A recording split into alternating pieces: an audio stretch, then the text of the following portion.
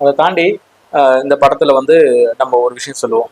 அந்த crime thriller web series பார்க்கும்போது கடைசி எபிசோடு எப்படி இருக்கும்ல அப்படிதான் எனக்கு தோணுச்சு. சுத்தி வளைச்சி அப்படி வந்து சொல்லியிருக்காங்க. மற்றபடி கதை வந்து இந்த சி சென்டர் ஆடியன்ஸுக்கு வந்து கன்வே ஆகிறதும் கனெக்ட் ஆகிறதும் கொஞ்சம் கஷ்டம். ஃபேமிலி ஆடியன்ஸுக்கு கனெக்ட் ஆகிறது கூட கொஞ்சம் கஷ்டம்தான். ஆனால் படம் போர் அடிக்காம ஒரு மாதிரியா கொண்டு போய் முடிச்சிருக்காங்க. இன்னுமே கூட கொஞ்சம் இன்கிரீடியன்ஸோட விறுவிறுப்பா பண்ணியிருந்தா படம் வந்து பெரிய சக்ஸஸ் அமைஞ்சிருக்கும்.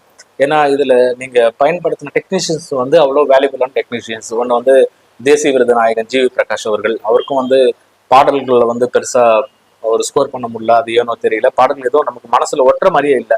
பேக்ரவுண்ட் மியூசிக் நல்லா இருக்கு. ஃபைட் மாஸ்டர் பீட்ரேன் விக்கி அவர்கள் வந்து பிரம்மாண்டமான ஃபைட்ஸ் இல்லாம கதைக்கு என்ன தேவையோ அந்த ஒரு மோதல் சின்னதா ப்ளே பண்ணியிருக்காங்க. அது நல்லா இருக்கு. ஆர்டி ராஜசேகர் அவர்கள், கௌதம் மேனன் அவர்களுடைய ஆஸ்தான சினிமாட்டோகிராஃபர், அவர் இந்த படத்துல வந்து ஒர்க் பண்ணியிருக்காரு. அவருடைய கேமரா ஆங்கிள்ஸாக இருக்கட்டும், கம்போசிஷன்ஸாக இருக்கட்டும், லைட்டிங் பேட்டர்ன் எல்லாமே சூப்பராக இருக்கு.